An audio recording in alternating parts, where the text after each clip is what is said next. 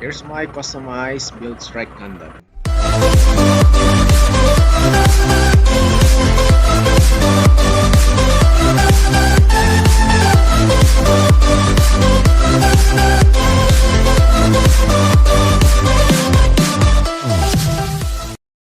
Today, this is Lance Patrick, and this is the last year's Gunpla Builders World Cup 2022. So this is a file video. Nandito tayo sa Robinson's Magnolia para i-submit ang aking entry. So this is my entry.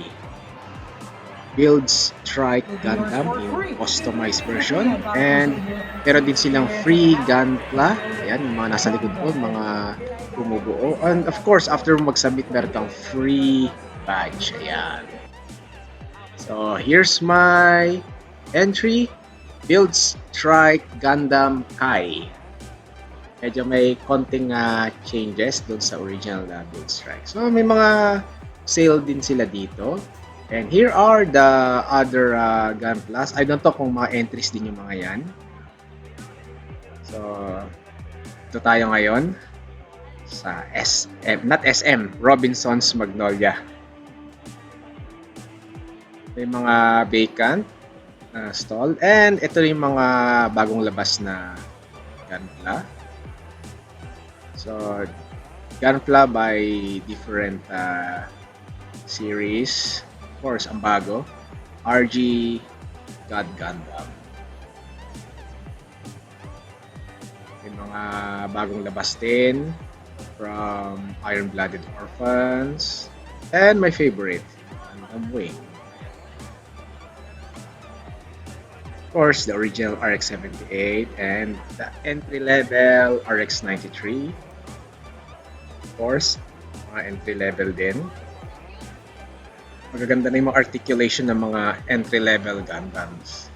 So, here are the other Gundams. Mga SD.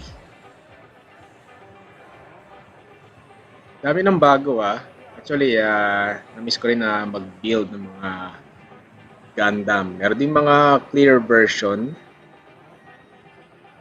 Oh, may Hello Kitty na Gundam din Oy, Destiny. Destiny Hein and ano to? Hindi ako masyadong familiar sa mga bagong lumalabas na Gundam ngayon. So, huling natandaan ko lang yung Gundam Unicorn. Okay. So, I think meron yatang bago yung Gundam Build Metaverse. So, ito lang. So, thank you so much for watching.